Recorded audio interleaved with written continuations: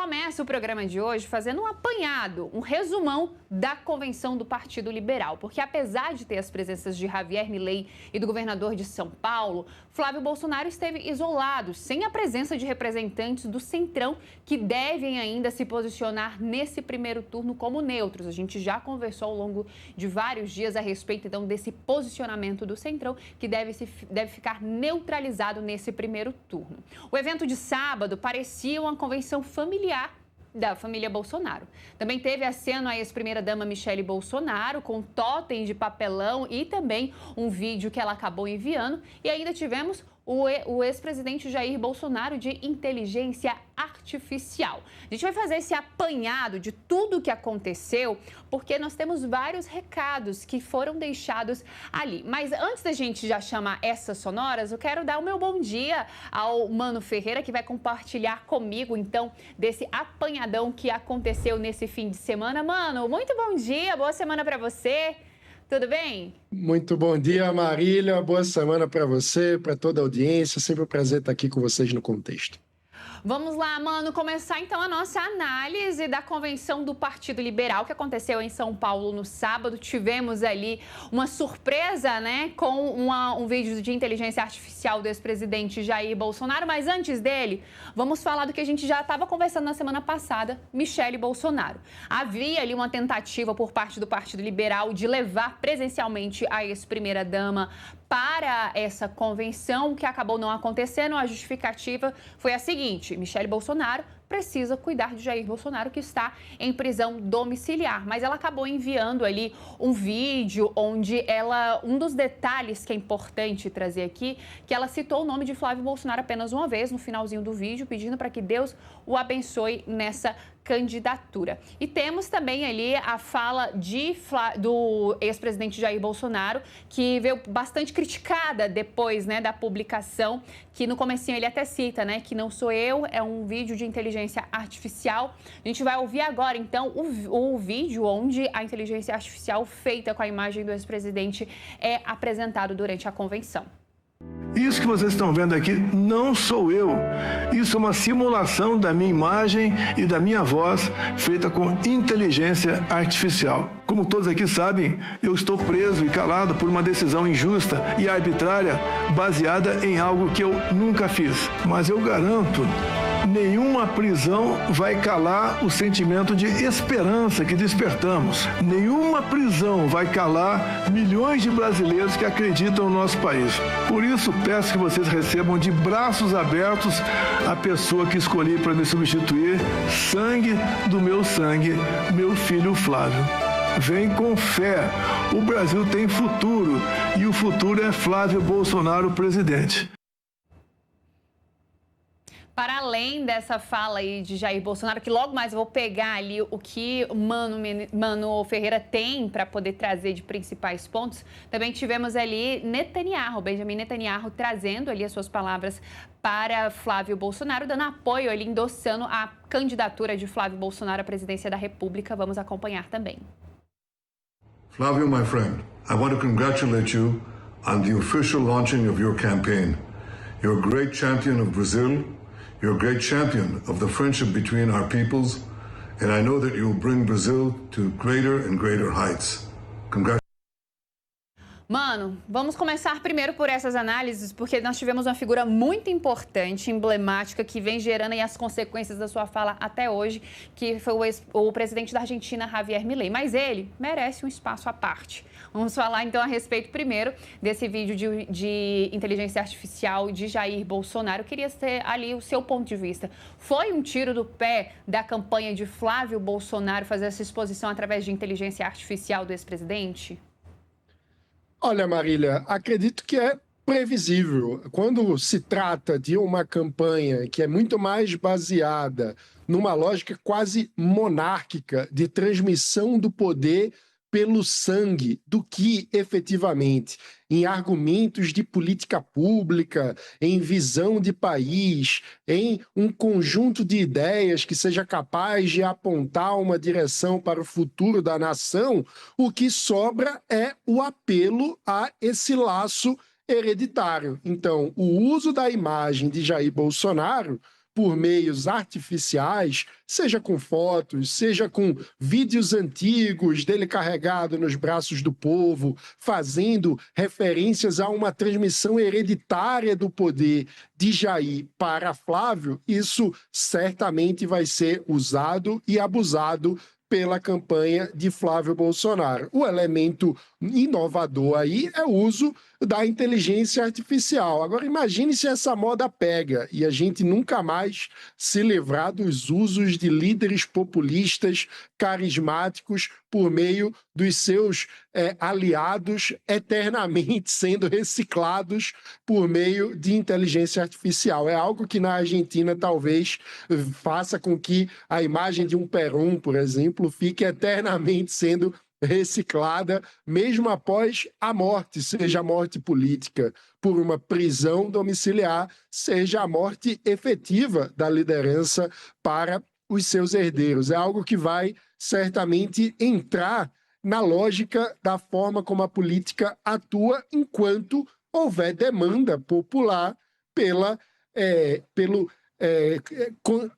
continuidade desses clãs, né? Dessas lógicas de continuidade carismática na figura de uma única pessoa e não houver efetivamente conteúdo de política pública para ancorar um debate sobre o futuro do país. Então, acredito que, no fim das contas, é previsível, porque quando faltam ideias, o que sobra é o apelo à figura carismática de uma única pessoa, como é o caso do Jair Bolsonaro.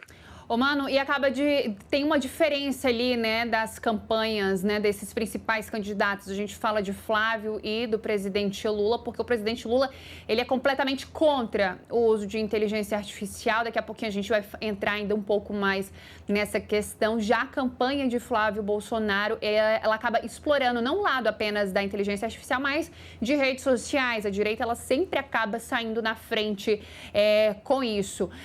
E outro ponto também que me chamou bastante atenção durante a convenção de Flávio Bolsonaro foram ali as sonoras, né? Os sons que eram colocados durante um discurso, durante a apresentação de um vídeo. Era um tom um pouco mais melancólico, tentando de alguma forma ali trazer um pouco mais de emoção, vamos dizer assim. Eu não sei se você teve essa mesma percepção que eu. E aí, eu acho que a gente tem a fala que Flávio Bolsonaro, ele chega a se emocionar quando tem esse vídeo do ex-presidente acaba sendo explorado durante esse evento. Ele começa a chorar e aí depois até mesmo a Daniela Marques, que é cotada para ser aí uma das vices, acaba tomando a frente. A gente tem esse trechinho da fala e aí eu quero ouvir o seu ponto de vista sobre esses momentos emocionantes. Deus queira que nunca vocês tenham um pai perseguido como ele está sendo. O maior e mais injustiçado líder político brasileiro,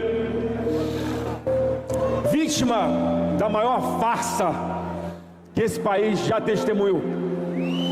Pai, você despertou nessa nação com a sua verdade, com a sua coragem e com a sua humildade.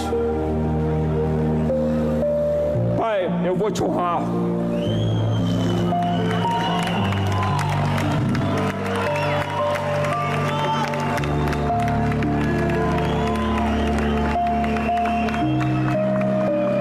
Pai, eu vou te honrar e você vai colocar essa faixa de presidente em mim em janeiro do ano que vem.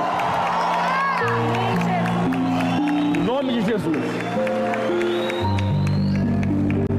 Vou honrar também as centenas de famílias igualmente injustiçadas pelos abusos de parte do judiciário brasileiro, reconhecido mundialmente por calar e perseguir inocentes. A nossa luta, gente, também é por vocês. E nesse momento, Flávio, eu vou lhe pedir permissão. Mano Ferreira, e aí? Bom, primeiro, Marília, é uma novela mexicana, né? É impressionante como esse tom melancólico, essa cena de sofrimento é explorada pela campanha de Flávio Bolsonaro, em contraste com aquilo que antigamente o bolsonarismo costumava tratar como mimimi. Perguntava, vão chorar até quando? Né, com grande insensibilidade sobre perdas reais de pessoas, de familiares que morreram, por exemplo, no contexto da pandemia. Então, não havia espaço para sensibilidade, para emoção, para choro, num contexto de morte de milhares de brasileiros. Mas, quando se trata da prisão de um líder político populista em função da condenação por uma trama golpista, aí se faz todo esse dramalhão mexicano, essa grande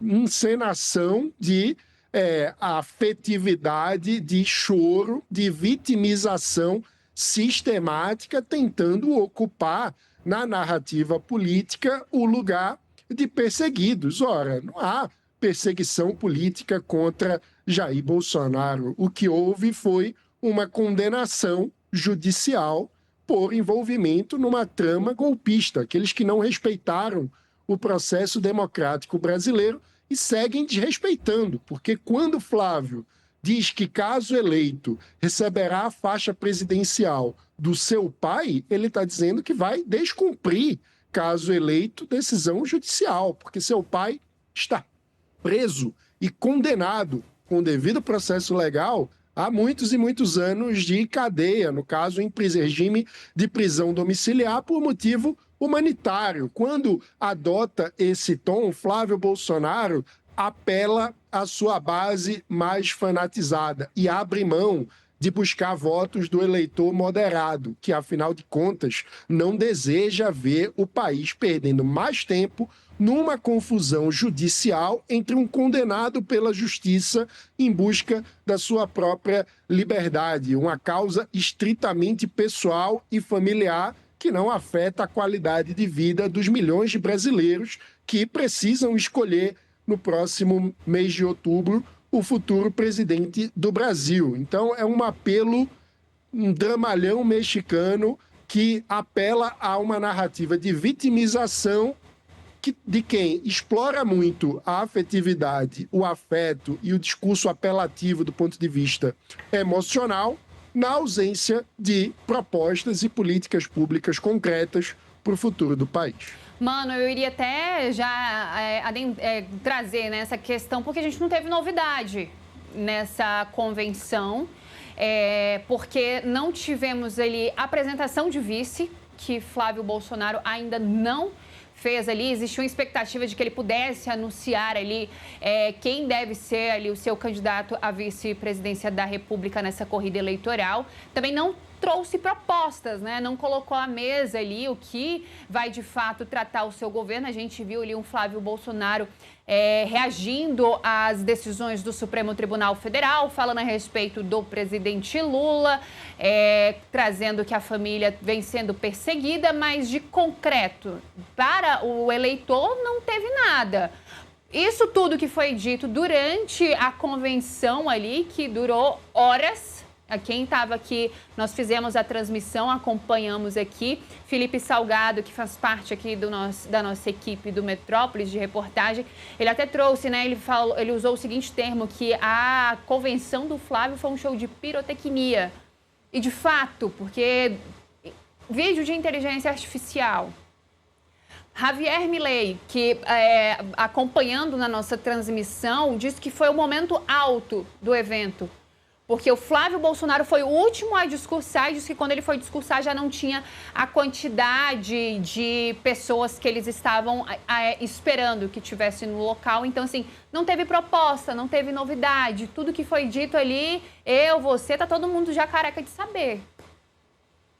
Exatamente. Não tem plano de governo, não tem nem vice, não tem a consistência política necessária para conquistar novos eleitores. O que nós assistimos foi apenas um ritual de reafirmação do próprio lugar de autovitimização.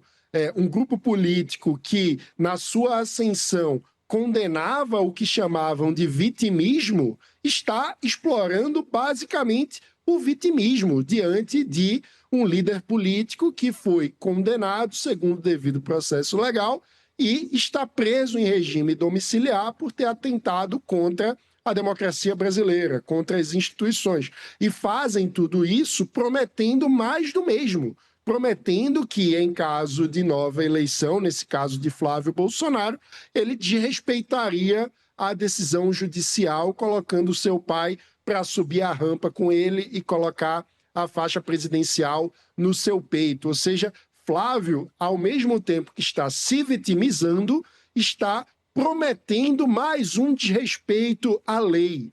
É impressionante como a gente assistiu uma conversão do conservadorismo que em todos os lugares do mundo sempre representou o respeito à lei e à ordem. No Brasil, conservadorismo virou sinônimo de baderna institucional, de promessa de desrespeito à lei, de achar que um líder populista pode atropelar qualquer limite institucional. E isso está sendo assistido, mais uma vez, a ser prometido, confundindo, né, o que é o desrespeito à instituição como se fosse liberdade, o que é uma grande perversão da verdadeira noção, da verdadeira manifestação política do que é o respeito à liberdade individual, porque, afinal de contas, liberdade pressupõe instituições e poder limitado. O poder ilimitado é sempre, em qualquer regime político,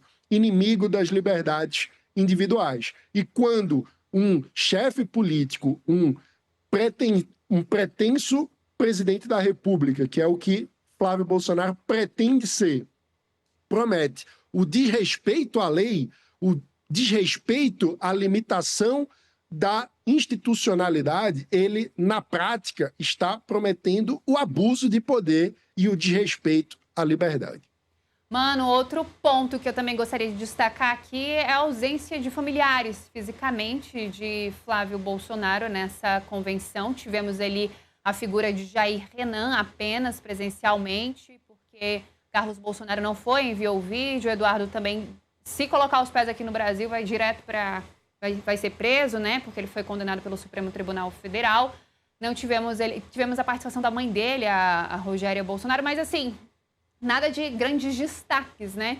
E tivemos ali a fala da esposa, né? A Fernanda Bolsonaro. Inclusive, para que você que está nos acompanhando, depois quiser saber quem é Fernanda Bolsonaro, nós temos a nossa produtora Laura Keller, que preparou um material completo, trazendo aí o perfil da Fernanda Bolsonaro, que pretende ser a nova primeira-dama do Brasil, caso Flávio Bolsonaro venha a ser eleito. E aí ela trouxe, né, que até um momento ali de constrangimento, que ela cita que reeducou o marido, a mãe deu a educação e ela acabou ali reeducando. Nós tivemos aqui